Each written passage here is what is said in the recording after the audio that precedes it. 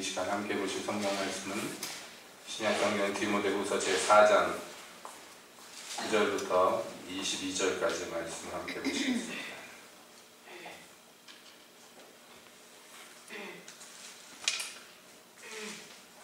디모데후서 제4장 9절부터 22절까지 함께 보시겠습니다. 너는 어서 속히 내게로 오라. 데마는 이 세상을 사랑하여 나를 버리고 데살로니가로 갔고, 그레스게는 갈라디아로, 디도는 달마디아로 갔고, 누가만 나와 함께 있느니라. 네가 올 때에 마가를 데리고 오라. 저가 나의 일에 유익하니라. 두기고는 에베소로 보내었노라. 네가 올 때에 내가 들어와 가보의 집에 둔 겉옷을 가지고 오고, 또 책은 특별히 가죽 종이에 쓴 것을 가져오라. 구리 장색 알렉산더가 내게 해를 많이 보냈으며 주께서 그 행한 대로 저에게 갚으시니 너도 저를 주의하라. 저가 우리 마음을 심히 대적하였느니라. 내가 처음 변명할 때에 나와 함께한 자가 하나도 없고 다 나를 버렸으나 저에게 허물을 돌리지 않기를 원한다. 주께서 내 곁에 서서 나를 강건케 하심은 나로 말미암아 전도의 말씀이 온전히 전파되어 이방인도 듣게 하려 하심이니 내가 사자의 입에서 건지웠느니라. 주께서 나를 모든 악한 일에서 건져내시고 또 그의 천국에 들어가도록 구원하시리니 그에게 영광이 세세 무궁토록 있을지어다. 아멘. 브리스가와 아굴라와 및 오네시모로의 집에 문안하라. 에라스도는 고린도에 머물렀고 드로비모는 병들므로 밀레도에 두었나니 겨울 전에 넌 어서 오라. 으블로와 부데와 리노와 글라우디아와 모든 형제가 다 내게 문안하느니라. 나는 주께서 내 심령에 함께 계시기를 바라니 은혜가 너희와 함께 있을지어다. 아멘. 하나님 아버지, 이 시간 주님의 말씀 듣기를 원합니다. 오셔서 말씀해 주시옵고 저희로 들어 깨닫게 하시옵소서. 예수님의 이름으로 기도합니다. 아멘. 디모데후서의 맨 마지막 부분을 함께 보았습니다. 디모데후서의 맨 마지막 부분이며 동시에 사도 바울의 서신의 모든 서신들의 가장 마지막 부분이기도 합니다. 이제 사도는 디모데후서를 통해서 그 믿음의 아들 디모데가 정말 하나님의 착한 군사로서 함께 고난받으며 복음 증거자로서 요동하지 않고 서게 되기를 여러 가지 모양으로서 권면하며 명령하며 또한 함께 하자고 그렇게 말합니다. 그러면서 그에게 명합니다. 너는 전도인의 일을 해라. 모든 일에 근신하고 고난을 받으면 전도인의 일을 해서 내 직무를 다해라. 이렇게 명령합니다. 그리고 당신 자신에 대해서도 얘기합니다. 나는 그 모든 일을 다 했다. 달려갈 길을 다 마쳤다. 관제처럼 나는 주님께 다 부어드렸다. 이제 남은 것은 이제 주께서 나를 위해서 예비하신 의의 면류관 그거밖에는 남지 않았다 하고 자기의 인생, 달려온 그 사도로서의 인생을 고백합니다. 그리고 이렇게 고백하는 까닭은요, 앞서 얘기한 대로 디모데가 이 믿음의 군사로서 자기에게 맡겨주신 직무를 다하여 전도인의 일을 온전히 이루기를 원하는 까닭입니다. 그가 사명을 이루어야 합니다. 그러나 우리 기독교에는요, 또 한편 이 모든 정말로 목숨을 다 바치고 물과 피를 다 쏟을 만큼 열심을 내야 되는 고귀한 사명을 이루어야 되는 책무가 우리 각 사람에게 있지만은 동시에 잊어서는 안 되는 부분이 또 있다는 것이에요. 그것이 이 마지막, 말하자면 마지막 인사말이라고 할 수 있는 이 대목에서 우리는 그 중요한 비결을 찾아볼 수가 있습니다. 9절에서 사도는 디모데에게 이렇게 얘기합니다. 너는 어서 속히 내게로 오라. 지금까지 모든 논조가 무엇이었느냐면 너 열심을 내고 충성하자. 내 맡겨진 사명 열심히 다해라. 달려가라. 뛰어가라. 그를 권하고 그를 부추기고 그에게 요구합니다. 그러나 그 모든 것의 마지막은 뭐라고 얘기합니까? 너 속히 내게로 와라. 얘기합니다.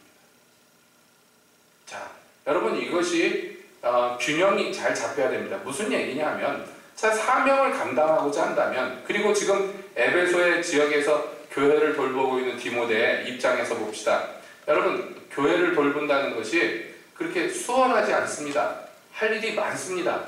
여러 가지로 복잡한 일들이 많고, 또 이 고난당하는 초대교회에서 사명 감당한다는 것이 쉬운 일이 아닙니다. 그런데 그거 다 버려두고 지금 로마 감옥에 있는 사도 바울을 만나러 가야 됩니까? 여러분, 이게 얼마나 시간이 걸리고 정성이 들고 돈이 드는 일입니까? 요즘처럼 비행기 타고 한 번에 후딱 갈 수 있는 것도 아닙니다. 지금 요즘으로 얘기하자면 터키 지역에 있는 것이 이 에베소고, 이탈리아 로마가 어디에 있는지 대략 여러분 세계 지도에 머리에 그려지시죠?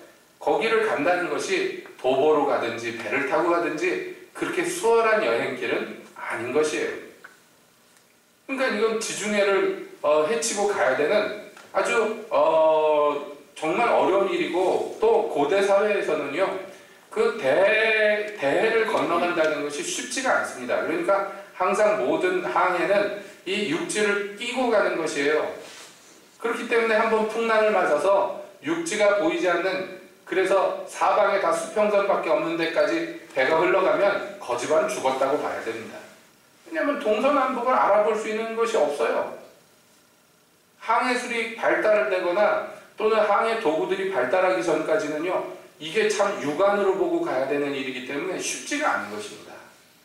그러니까 이 여행길을 간다는 것이 수월하지 않습니다. 도보로 가는 것도 마찬가지입니다. 로마 시대 때 여러분 우리가 옛날에 영화 같은 거 보면은 막 마차가 다니고 그러는데, 사실은요 로마 시대 때 제일 열악했던 것이 뭐냐면 마차였습니다. 마차가 우리가 영화 같은 데서 보고 그리고 사극 같은 데서 보니까 쉽게 생각합니다만은, 마차에 말을 매가지고 수레를 끌게 하기 위해서는요 기술이 굉장히 많이 개발이 돼야 됩니다. 근데 로마 시대만 해도 그게 개발이 잘 안 돼가지고 그때 기록에 보면 말이 마차를 끌다가 목 졸려서 죽는 경우가 상당히 많았어요. 그러니까 목에다가 그냥 줄로 묶어가지고 마차를 끄니 짐이 무겁거나 사람이 많이 타면 말이 힘에 겨워가지고 목이 졸려서 숨을 못 쉬어서 죽는 경우도 있었다 그러니, 그게 기술이 얼마나 열악했는지 여러분 상상이 가십니까? 그러니까 대부분의 여행가들이 택했던 건 도보 여행이죠. 그러나 사도 바울이 자기 고난에 대해서 쭉 나열할 때 보신 바와 같이 그 길이 수월하지만은 않습니다. 산적도 있고요, 어려운 일들이 많이 닥치는 일들이에요. 그러므로 여행자들이 많기는 많았으나 여기 사도 바울이 속히 오라라는 것이 그렇게 쉽게 얘기할 만한 일은 아니더라는 거예요. 그러니까 지금까지 사명을 이루어야 된다, 너 충성해야 된다라고 권면했던 사도 바울이 지금 무슨 얘기를 합니까? 사사로이 나를 만나러 오거라 하고 얘기합니다. 왜냐하면 지금 사도 바울과 함께하는 자가 없어요. 여러 가지 이유로, 예를 들자면 데마와 같은 동역자는 사도 바울을 배반하고 세상을 사랑해서 세상으로 떠나버렸어요. 그리고 다른 여러 사람들이 여러 가지 일들로, 각기 바쁜 일들로 말미암아 사도 바울과 함께하지 않습니다. 감옥에 갇힌 사도 바울을 수종들 사람 지금 누가 한 사람밖에 없는 것이에요. 사도 바울은 수종들로 오라는 것이 물론 아닙니다. 더 많이 교제하고 편지로 하지 못한 당부들을 하기를 원합니다. 그러나 그보다 가장 중요한 이유는 무엇이겠습니까? 사랑하는 자의 얼굴을 보기를 원하는 것입니다. 흔히들 우리가 정말 충성하고 사명을 다해야 된다는 것에는 기독교인 모두가 이견이 없을 줄로 압니다. 그러나 하나님께서는 또한 우리를 일로만 부르신 것이 아니더라는 것이에요. 이거를 잘 우리가 이해를 해야 됩니다. 아마 김현필 선생님인가요? 우리나라 초기 기독교에 아주 위대한 영적인 선생님이 있었는데요. 그분 같은 경우에는 착각을 했는데, 뭐냐면 하나님을 온전히 섬기기 위해서는 가정이 있어서는 안 된다, 이렇게 믿었어요. 그 예수를 믿고 나서 자기 부인더러 딴 데로 시집 가라고, 그래가지고요 부인은 다른 데로 시집을 보내고, 그 부인이 시집 갈 때 그 이삿짐을 지게에 지고 따라가가지고 이사를 보냈어요. 지금 같으면 여러분 상상이 가겠습니까? 근데 그게요 본인의 신앙으로는 그게 옳다고 믿었어요. 하나님을 위해서 24시간 360일 다 충성해야 되는데 이거 가정이 있으면 아내도 돌봐야 되고 자식도 돌보고 이거 안 되겠더라는 거예요. 이렇게 해서는 주님을 제대로 못 섬기겠다라는 거예요. 그래서 그렇게 믿었기에 부인이 극구 부인하고 반대했음에도 불구하고 차근차근 설명해가지고 당신과 나는 이제 그리스도 안에서 형제와 자매가 되었으니 이것으로 족하지 않는가. 우리 오누이처럼 살자. 근데 부인이 한 집에 살면서 그럴 수 없다. 계속 그러는 거예요. 당신이 내 남편이고 여태 같이 살았는데 이게 무슨 망발이냐고. 그러니까 그러면은 우리가 한 집에 살면 제대로 신앙생활을 하지 못하고 주를 섬길 수 없으니 이제 당신이 다른 데 시집 가야 되지 않겠는가. 그래서 진짜로 시집을 보냈어요. 그리고 남은 인생 홀로 독신으로 살면서 정말 문자 그대로 주님을 섬겼습니다. 한국의 맨발의 성자라고 불렸던 그런 분입니다. 그러나 지금 와서 평가를 해보면 너무 지나치다. 뿐만 아니라 성경을 잘 이해하지 못한 하나님의 뜻을 오해한 소치다. 그의 충성심 하나는 이해할 만하고 또 본받을 만한 아름다운 모습이 여러 가지 있지만은 그러나 너무 지나쳤다 하는 것은 뭐 누구나 얘기하는 말입니다. 그 무슨 말씀을 드리는 거냐면 이게 균형이 잡혀야 돼요. 여러분 예수께서 십자가에 못 박혀서 피를 흘리셔서 우리를 구원하십니다. 이거보다 큰 일이 어디 있어요? 그렇지 않아요? 하나님의 아들이 육체를 입고 이 땅에 오신 까닭은 뭐냐면 인류의 죄를 짊어지고 자기의 피를 흘려서 자기의 생명을 버려서 이들을 그 죄에서 구원하기 위해서 오신 것이고 그 정점이 십자가란 말이에요.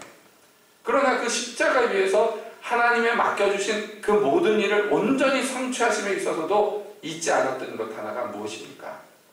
어머니 보소서 아들입니다. 요한더러 말씀했어요. 보아라 너희 어머니다.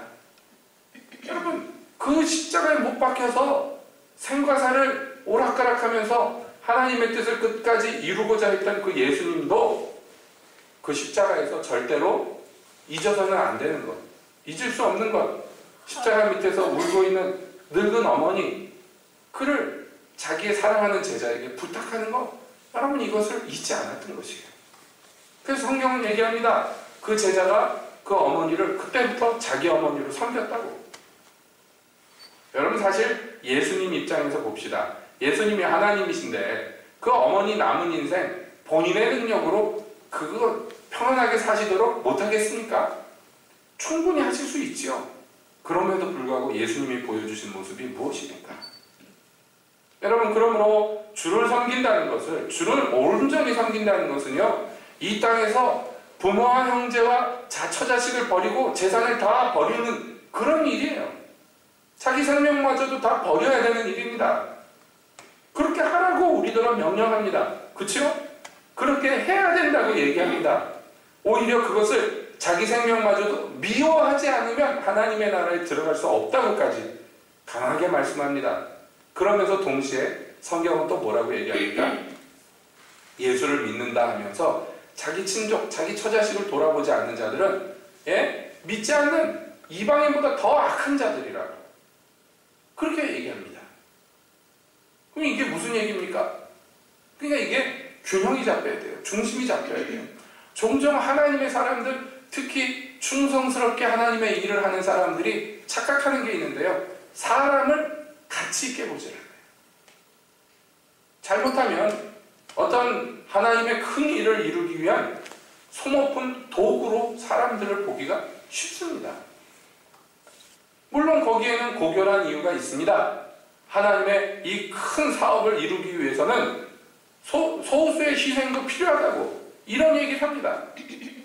그것이 언뜻 보면 맞는 것처럼 보입니다만은 그러나 그건 천국 복음과는 정반대의 얘기예요. 예수님은 말씀했습니다. 천국은 무엇과 같다고 그랬습니까?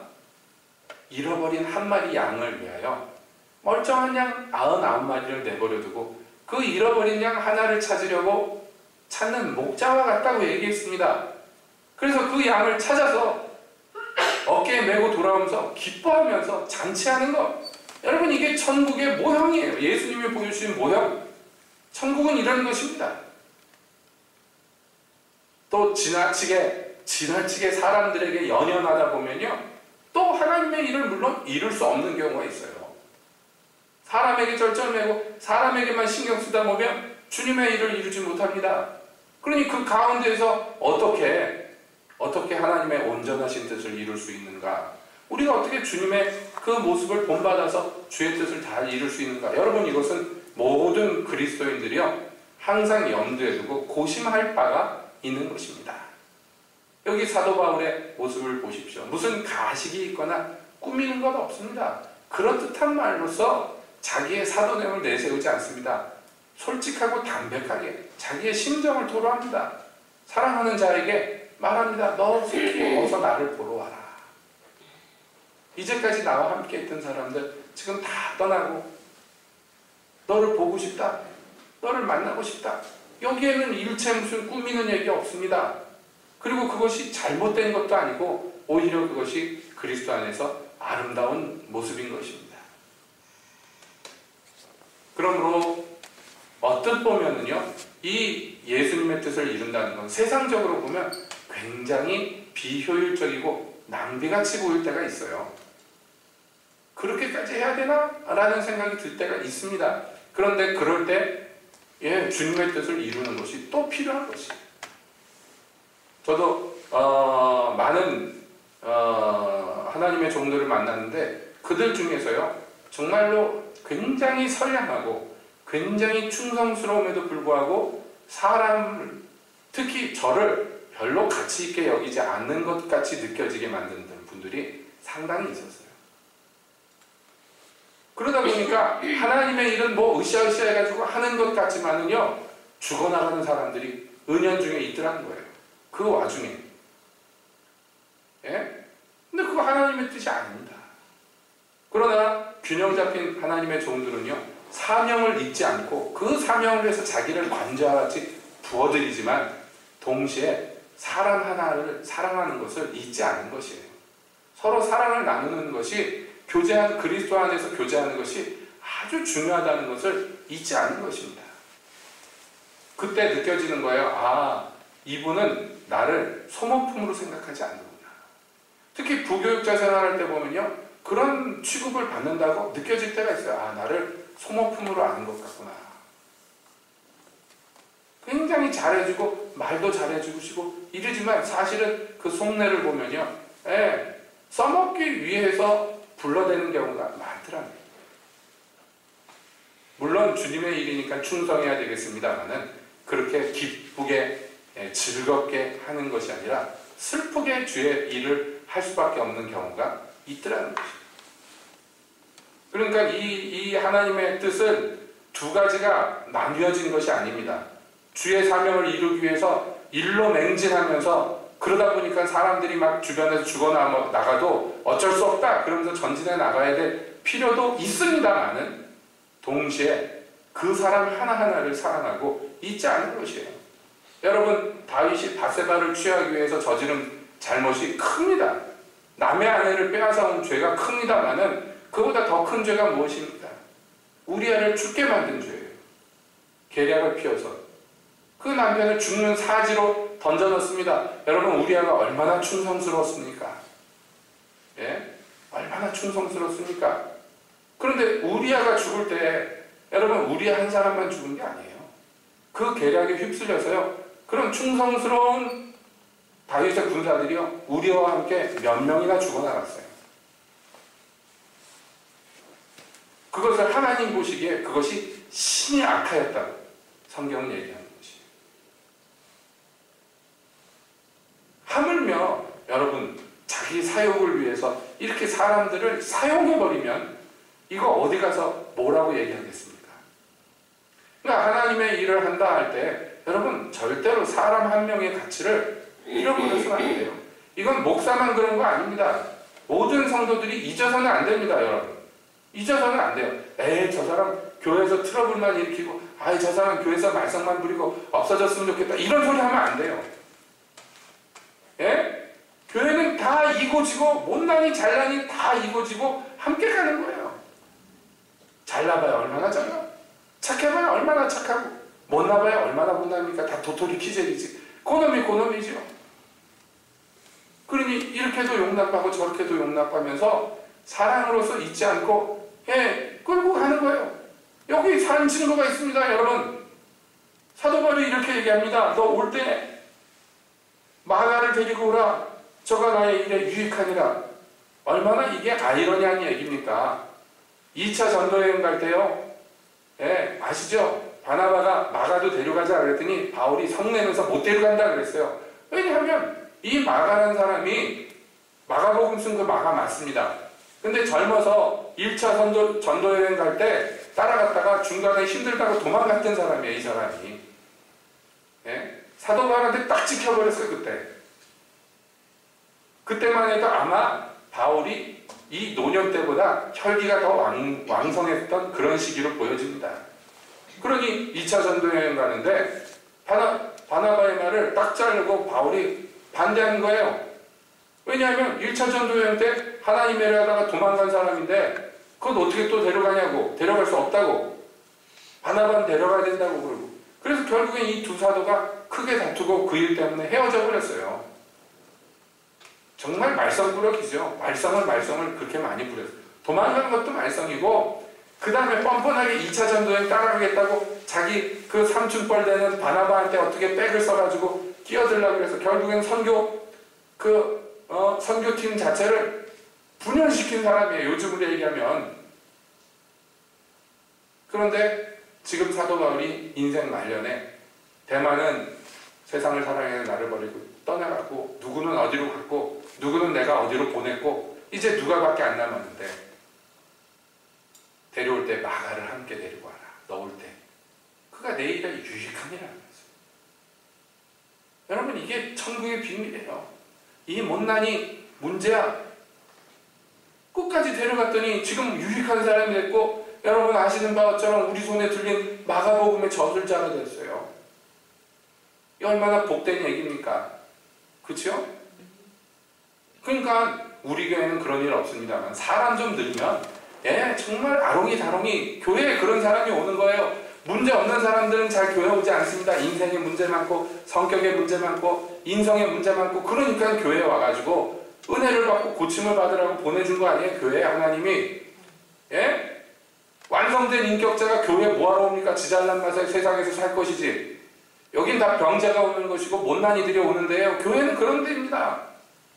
근데 쟤는 성격이 저래서 못 되고 쟤는 욕심이 많아서 안 되고 쟤는 말이 독해서 안 되고 쟤는 얼굴이 못생겨서 안 되고 여러분 이렇게 해가지고는 어떻게 교회에 어떻게 되겠냐는 거예요. 물론 우리 교회 같이 미인들만 오는 교회도 물론 있습니다만은 안 그런 교회도 있단 말이에요. 못난이들만 오는 교회 있단 말이에요. 웃지도 않으시네요. 농담하는데 이번에 상을 치르는데 우리 교인들이 왔다가 가니까 친척들이 그러더라고. 야 너희 교인들은 어떻게 그렇게 다 잘생긴 분들만 하냐. 그래서 글쎄 내가 얼굴 보고 뽑아서 그렇다고. 그랬더니 다 웃더라고요. 그이가 누구냐? 우리 전도사님이라고. 어떻게 그렇게 빤듯하게 잘생겼냐? 그이는 누구냐? 우리 집사님들이라고. 어떻게 그렇게 다 예쁘고 잘생긴 사람들만 아냐고 그러는 거예요. 물론 그게 예의상 하는 얘기도 있겠습니다만은 여러분 그런데 교회에 잘생긴 사람들만 뽑아서 되겠냔 말이에요. 그렇지 않아요? 담임 목사 잘생겼다고 전부 잘생긴 사람만 오면 안 되잖아요. 이제 조금 웃으시네요. 비웃는 거예요? 그러니까 교회는요, 여러분, 우리 인정하고 시작합시다. 문제 있는 사람들이 오는 데예요. 그러니까 기존의 성도들이 품에 안고 사랑해줘야 돼요. 그래야 쓸모 있는 사람이 된단 말이에요. 마가 같은 거 내다 버리지 않고 끝까지 품에 안고 데리고 가니까 그 미워라던 사도 바울조차도 그가 내게 유익하니 그를 데리고 와라. 말년에 그렇게 얘기할 수 있게 됩니다. 사도 바울도 변했지만 마가가 제일 크게 변했을 거예요 아마. 그렇죠? 그러니까 이렇게 평가를 받죠. 여러분 그렇습니다. 사람이란 건 고정된 거 아닙니다. 특히 기독교인들은요. 얼마나 무한한 가능성이 있는지 그 누구도 알 수 없는 것이에요. 그러므로 한 사람 영혼이 천하보다 귀한 것이. 여러분 말로만이 아니라 진짜로 알아야 됩니다. 이게 균형이 잡혀야 돼요. 왜? 사역에 사람을 쓰려면은 여러분 당장에 쓸만한 사람들, 당장에 유익한 사람들이 당장에 땡기잖아요. 하나님의 일을 하고자 하면. 그리고 하나님의 일을 하는데 회방이 되고 불편함이 있는 사람들은 자꾸 제외하게 됩니다. 그러지 말라는 거예요. 하나님의 일은 그렇게 하는 거 아니라는 것이에요. 그렇게 해서는 하나님의 일이 아니죠. 그건 사람의 사업이죠. 여러분, 하나님의 일은요, 그러니 언뜻 보기에 비효율적이고 낭비처럼 보이는 요소가 있을 수밖에 없는 것이에요. 교회는 세상과 다릅니다. 하나님의 일은요, 사람의 사업하고는 전혀 다른 것이에요. 우리가 이것을 자꾸 알아야, 깨달아야 돼요. 우리 생각과 마음이 바뀌어야 돼요. 그러지 않으면요, 하나님의 일이 온전히 이루어지지 못한단 말입니다. 우리 새빛교회 성도들 참 감사한 것은 선량하셔서 전부 정말 선량한 사람들만 와가지고, 여러분은 아니라고 생각할지 모르지만 제가 그래도 교회를 여기저기 많이 경험을 해봤잖아요. 우리 새빛교회 성도들 정도 되면요, 선량한 편이에요. 물론 경상도 분들이라 좀 무뚝뚝하고 막 팍팍거리는 거는 없지 않아 있지만은, 그거는 뭐 지역색이다 치고 생각을 해보면요, 선량한 편이에요. 여기 누구를 막 사기치려고 교회 오는 사람도 없잖아요. 교회에 그런 사람 오겠는가? 저는 여러 명 만났습니다. 아예 목적이 사기치려고 교회에 오는 사람들이 있어요. 그거 누가 분별합니까? 사기 당하기 전까지는 몰라요. 일 터지고 나서야 야, 그럴 줄 몰랐는데, 이런 얘기 나옵니다. 아주 심각한 허언증 걸린 사람들도 옵니다. 얘기만 들으면 뭐 그 사람 대단하고 뭐 별의별 일이 다 있는 것 같은데 알고 보면요, 아무것도 아니에요. 다 거짓말이에요. 처음부터 끝까지. 그런 사람도 있어요. 이름부터 사는 데부터 모든 인생이 다 거짓말인 사람도 만난 적 있어요. 별의별 사람들이 다 있습니다. 그거에 비하면 여러분, 아직까지 우리 새빛교회는요, 비교적 다른 어떤 데보다도 선량한 분들이 있는데, 여러분, 나중에 정말 이상한 사람들 올 때 이상하게 여길 거 없어요. 원래 그런 것이다 생각하셔야 됩니다. 그렇지 않으면요, 품어줄 수가 없어요. 그러니까 교회는 사명을 이루기 위해서 전진해나가고 달려나가지만 동시에 사랑하는 거예요. 문자 그대로. 사랑하는 거예요. 옆에 사람들을. 사랑하지 않고요, 어떻게 그 단점, 약점 이런 거 다 용납하고 품어주겠습니까? 그렇지 않습니까? 여러분이 저를 사랑해주지 않으면요, 여러분 목사의 단점 보이고 약점 보이고 잘못하는 거 보이면은 성질나고 뒤에서 욕하고 이렇게 돼요. 그럼 교회가 어떻게 되겠습니까? 목사가 밤낮 설교해봐야 무슨 은혜가 있겠습니까? 속으로 우리 목사는 이래서 글렀어 저래서 글렀어 이렇게 되면 그 무슨 은혜가 있겠어요? 또 한편 목회자가 성도들 바라보면서 아유, 저거는 왜 우리 교회 와가지고 내 속을 저렇게 썩이나, 이런 생각 품고선 설교하면 그게 무슨 교회가 되겠습니까? 그렇지 않겠습니까?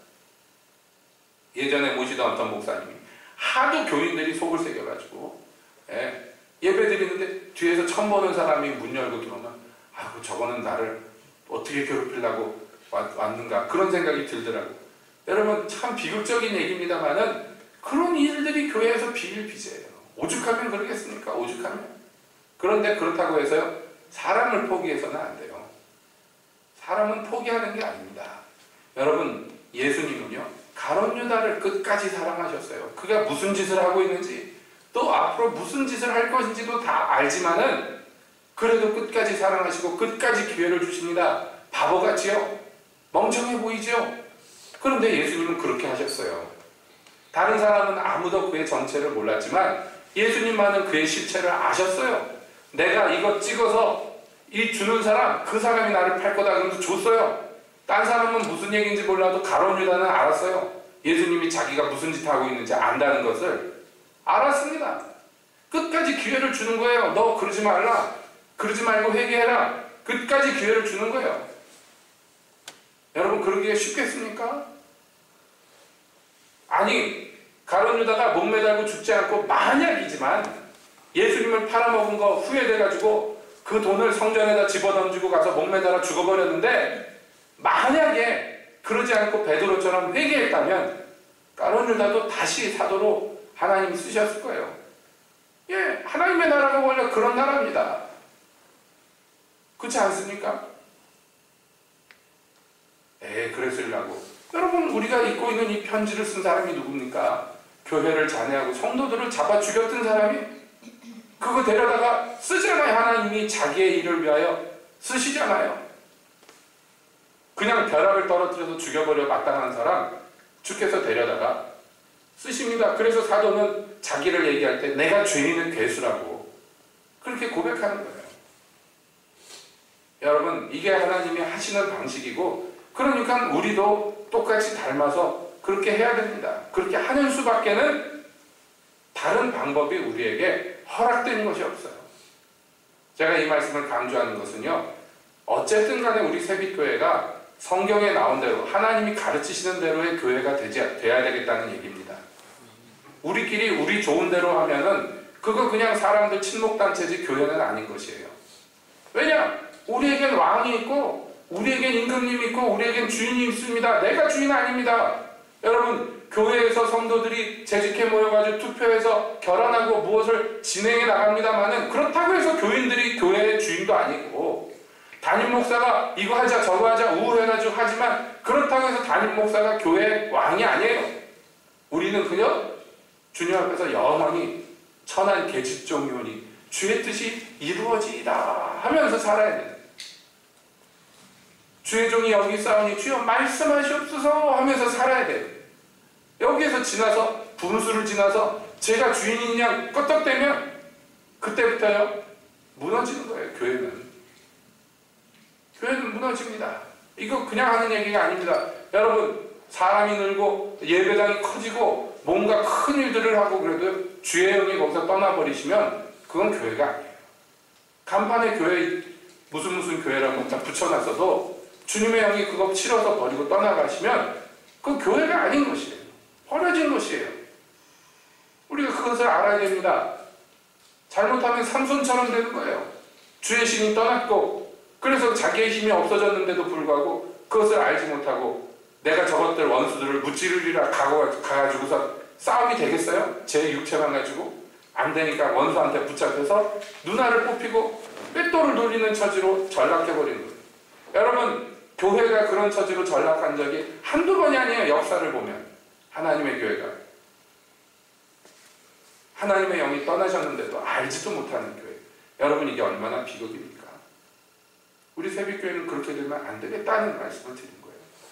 우리가 디모데후서의 말씀을 상고하면서 우리가 얼마나 열심히 목숨 바쳐서 충성을 해야 될 것인가 다짐하고 또 다짐했습니다. 그러면서도 놓쳐서는 안 되는 거, 오늘 강조하는 거 뭔지 아시죠? 우리가 주님의 일을 이루어감에 있어서 여러분, 사랑하는 것 놓쳐서는 안 돼요. 사람을 사랑하는 것, 사랑스러워서만 사랑하는 거 아니에요. 사랑스러우면 저절로 사랑이 됩니다. 그렇죠? 근데 밉살 맞고 정말 못되고 주는 것 없이 믿고 그런데 사랑해야 돼. 그게 교회라고 얘기하는 거예요. 성경은. 이 교회의 정체성이에요. 그냥 어떻게 하겠습니까? 그대로 해야지. 그렇죠? 우리가 디모데후서뿐만 아니라 다른 성경들을 통해서도 계속 배워온 것들이 그것입니다. 여러분, 어느 성경에서 그 교회에 이런 말썽 부리는 것들, 교회 교적부에서 파버려라 이런 거 있습니까? 아닙니다. 더 무서운 말씀은 물론 있어요. 하지만 품고 갈 만한 인간들은 끝까지 품고 가기를 원하는 것이 교회입니다. 그를 치리해서라도, 심지어는 그의 육체를 마귀에게 내어주는 한이 있어도 그 영혼은 구원을 얻게 하고자 하는 것, 여러분, 이게 교회의 변함없는 하나님의 교회의 정체란 말입니다.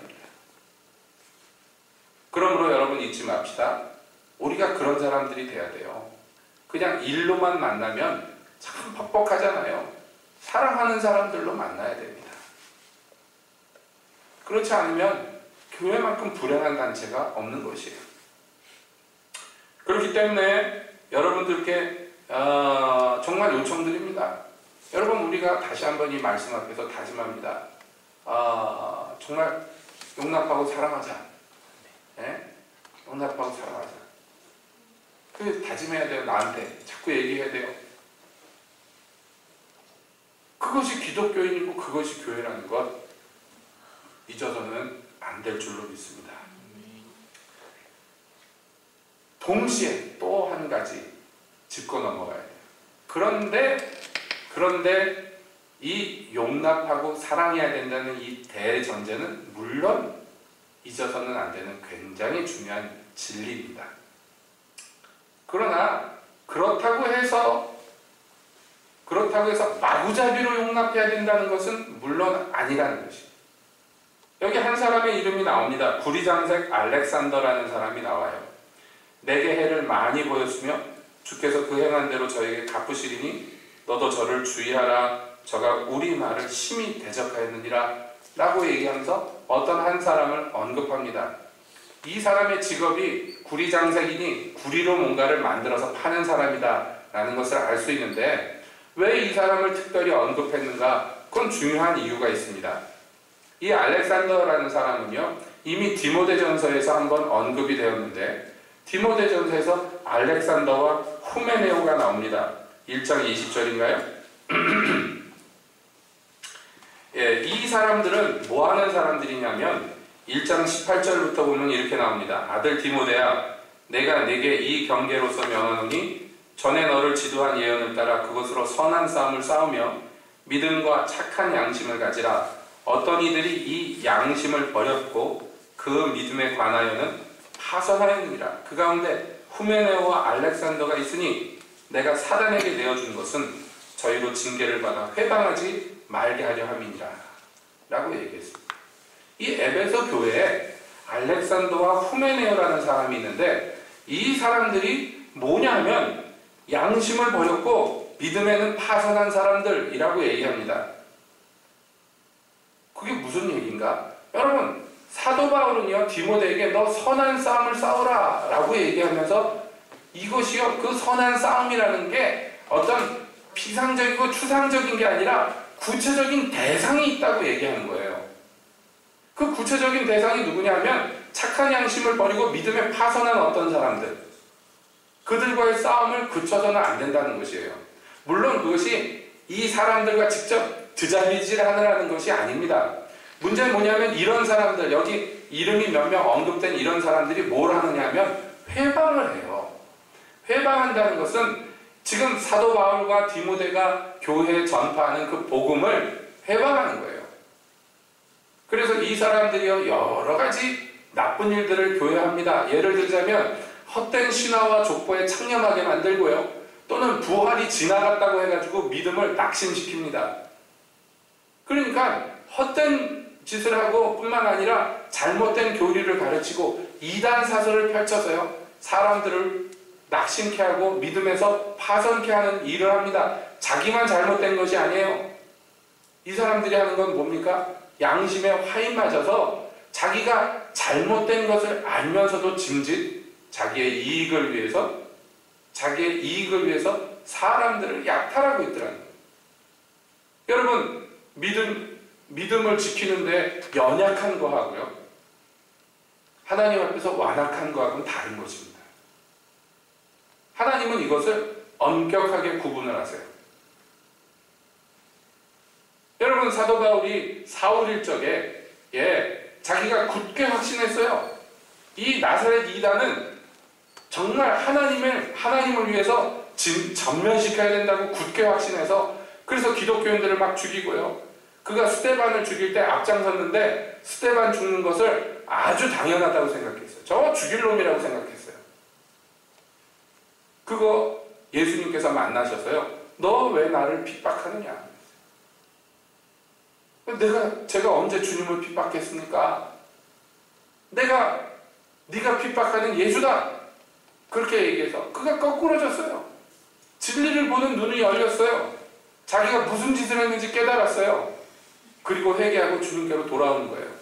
여러분, 이것은요 무지한 거고 미련한 것입니다. 주께서는 이렇게 무지하고 미련한 자들을 위해서 십자가 위에서 기도하셨어요. 주여 저들의 죄를 용서해 주시옵소서. 자기들이 무슨 짓을 하는지 알지 못합니다. 돌에 맞아 죽으면서 스데반도 똑같이 기도했어요. 주님, 저들의 죄를 용서해 주십시오. 저들은 자기들이 지금 무슨 짓을 하는지 알지 못합니다. 그런데 어떤 사람들은요 자기들이 무슨 짓을 하는지 알아요.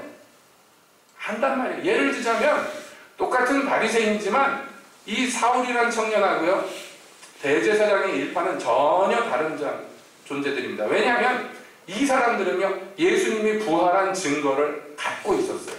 아시죠? 예수님의 무덤 앞을 지키던 군병들이요 무덤 문이 열리고 지진이 나고 번개가 치고 천사들이 나타나고 하는 광경을 보고 기절했다가 예수님의 부활하는 그 광경을 보고 기절했다가 일어나가지고 가서 대제사장한테 가서 보고를 하니까 돈을 주면서 뭐라 그랬어요? 제자들이 와서 그 시체를 훔쳐갔다고 헛소리를 하게 했어요. 누구보다도 예수님이 부활하셨다는 증거를 물증을 갖고 있는 사람들이요 그거를 스스로 왜곡하고 그것을 스스로 덮어버렸어요. 이게 완악한 거예요. 몰라서 예수님이 메시아인지 몰라서 십자가에 못 박는 것도 죄지만은 그건 미련한 짓이에요. 무지한 것입니다. 그러나 알면서 이렇게 하는 거. 예수님이 어디서 태어날 건가? 유대인의 왕이 어디서 태어날 건가? 그랬더니 헤롯 옆에 있던 성경학자들이요 베들레헴에서 태어납니다 그랬어요. 예수님이 메시아가 베들레헴에서 지금 탄생한다는 걸 알았어요. 그런데 가서요 그를 경배하지도 않고 영접하지도 않고 오히려 헤롯 옆에서의 부귀영화를 누리고자 예수님을 죽이는데 앞장섰단 말이에요. 이게 완악한 거예요. 알면서 거역하는 거, 자기들이 잘못됐다는 것을 알면서도 잘못된 길을 고집하고 다른 사람들을 그 길로 끌고 가는 거, 이게 큰 죄란 말이에요.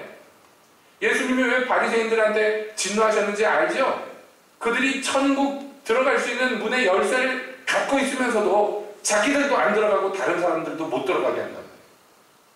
이게 악한 거예요. 이게 악한 거. 완악한 겁니다. 알렉산더와 후메네오도 마찬가지입니다. 자기들이 믿음에서 파선했다는 거 압니다. 그런데 그것을 깨닫고 회개할 만한 양심을 이미 버려버렸어요. 다른 이유가 아니라 이익을 위해서. 그러니까 경건의 모양은 있지만 경건의 능력을 부인하는 자들이에요.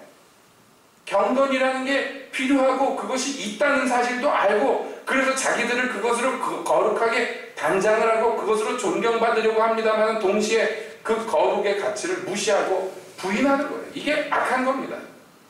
이거하고는 싸워야 된다는 거예요. 용납해서는 안 된다는 거예요. 만일 회방했다는 건 무엇입니까? 진리를 얘기하면요 그걸 따박따박 회방해서 다른 사람들마저도 그 진리를 못 듣게 만든다는 거예요. 이게 악한 거예요. 여러분 사랑하고 용납해야 되는 것이 우리 기독교인의 의무이고 책무입니다. 당연합니다. 그러나 그 사랑하는 것에는요 무엇과 함께 하는 게 있어요? 반드시 무엇과 함께 해야 돼요? 사랑은 진리와 함께 기뻐하는 거예요. 사랑은 사랑은 진리와 함께 기뻐합니다. 옳은 것을 즐거워한단 말이에요. 그런 것을 기뻐하지 않아요. 함께하지 않아요. 복 있는 자는요 그러므로 오만한 자의 자리에 앉지 않고요 거짓된 자와 함께 밥 먹지 않습니다. 이런 사람들하고는요 길에서도 인사하지 마라, 무단하지 말라고 얘기했어요. 인사라도 하려면 그 인사하는 것도 한 팔걸이나 마찬가지라고 그렇게까지 극단적으로 얘기합니다. 왜냐하면 그것이 중요하기 때문에. 여러분 그러므로 만약에 울진 은혜를 지나가는데 어떤 스님이 와서 그러면 서로 안면 있으면 안녕하세요 할 수 있어요. 그러나 여기 알렉산더와 후메네오 같은 자들과 있을 때는 인사도 하지 말라는 거예요. 아는 척도 하지 말라고 해요. 왜냐하면 잘못해서 안녕하세요 네 안녕하세요 하고 지나가는데 믿음이 약한 사람을 보고 목사님이 인사하는 거 보니까 저 사람도 괜찮은 사람인가 보다 이렇게 되면 안 된단 말이에요. 그렇죠? 중들은 몰라서 그래요. 우상숭배자들이니까 주님을 몰라요. 몰라서 무지해서 그렇게 된 거예요. 그러나 주를 알면서 하나님의 아들을 알면서 성령의 능력을 증진 맛보았으면서도 그러면서도 거기에서 떠나버린 뒤돌아버린 자들 다시는 그들을 구원케 하는 회개가 허락되지 않아요. 남은 것은 오직 심판의 진노의 불길밖에 없는 것이에요. 얼마나 무섭습니까? 그러므로 사랑이라는 것을 우리가 잘 배워야 돼요. 잘 깨닫고 잘 행해야 돼요. 제가 왜 이렇게 열나게 얘기를 하냐면 어떤 분들은요 사랑은 많은데 진리가 없어. 기준이 없어. 선악의 기준이. 그래가지고 이것도 좋고 저것도 좋고 다 사랑해버려요. 여러분, 그게 그럴듯해 보인다면은 그건 그거는 기독교가 아닌 것이에요. 왜냐면 진리와 함께 기뻐야 되는데 그게 없잖아요.